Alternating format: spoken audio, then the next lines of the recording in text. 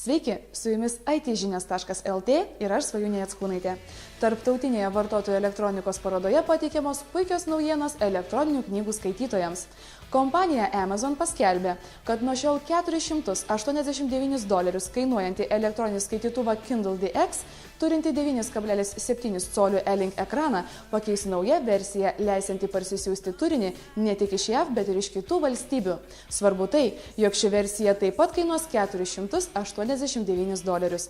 Naujasis elektroninis skaitytuvas Kindle DX with Global Wireless nebus išleistas iki sausio 19 dienos, tačiau jau galima pateikti išankstinius užsakymus.